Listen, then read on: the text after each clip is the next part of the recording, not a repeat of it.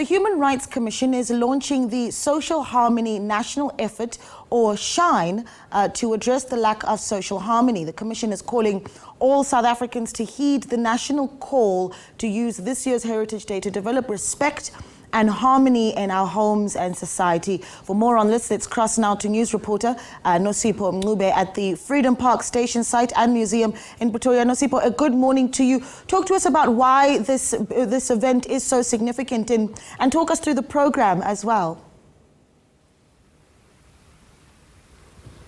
A very good morning to you and viewers. As you have mentioned, we are at the Freedom Park heritage site where the South African Human Rights Commission will be launching its SHiNE campaign in an effort to try and foster social cohesion, nation building and shared national identity within the country. I am now joined by Advocate Bongani Majola, who will be speaking to us about this campaign as well as what prompted it and what they hope the outcomes will be from this campaign. Thank you so much, Advocate Majola, for your time. Can you speak to us about this campaign? What are the issues that you have identified as a Human Rights Commission that would have prompted such a campaign?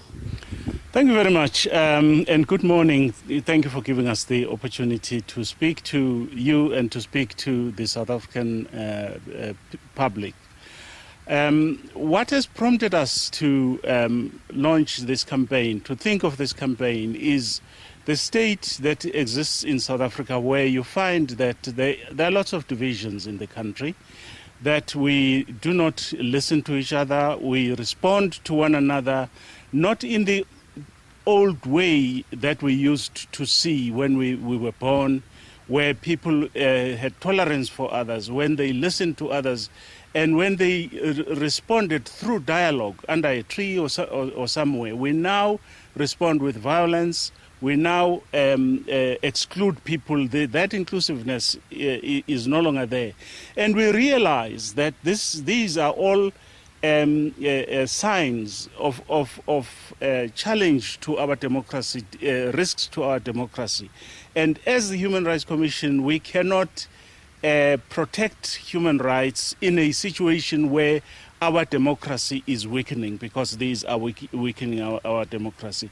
So when the July 2021 unrest erupted, we realized that we needed to speak to the people and find out what exactly it is that they think should be done. And we called an imbizo, and out of that imbizo came this idea that maybe we need to change the way in which we relate to one another, to each other, and engage the South Africans and mobilize everybody to actually try and do this. That is why we say it's a national effort. We would like everybody to be involved in it. And I understand that this national effort campaign was constructed after that extensive consultation process that you had with various South Africans. How did you identify these South Africans? Can you give us more detail about that consultation process that you undertook? Because this effort is an inclusive effort, we really didn't go around identifying certain people and leaving out everybody. We actually just broadcast to say everybody who wants to help us, find solutions should come in. So we had a diverse group of people that came in and gave us ideas and asked us questions and proposed things that would need to be done.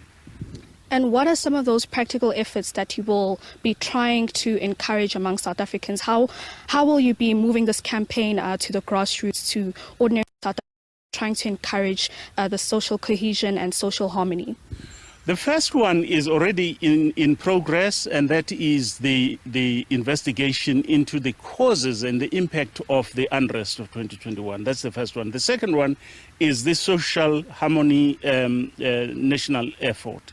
And what we're trying to do is to try to not to impose on people, but to consult with people at all levels, especially from the ground up, and to take those ideas and try to engage people into dialoguing about those ideas. Try to let people realize the importance of talking about problems and finding solutions together. try to make people understand that the importance of doing things together, of unity, and the disadvantages of disunity. We would like to emulate, in a way, Mwalimu Nyerere in Tanzania. When you get to Tanzania today, and you get to the airport or the bus station, the first thing that they will say will be, welcome, karibu, ujambo, and so on. That spirit has so united the Tanzanians, because what is most important is that I am important, but you are even more important. So I will always see and recognize you. I will listen to you. I will try to respond to what you are saying, not in terms of violence, but in terms of ideas and so on. And so we would like to consult with people, mobilize civil society, government, everybody to be part of this, so that there is then going to be an ongoing dialoguing. We are at the moment at a stage where we are still consulting in order to suss out what themes, what projects we should get out. Next year, we will then launch the Year of Action, where we will then take those programs and we implement them practically.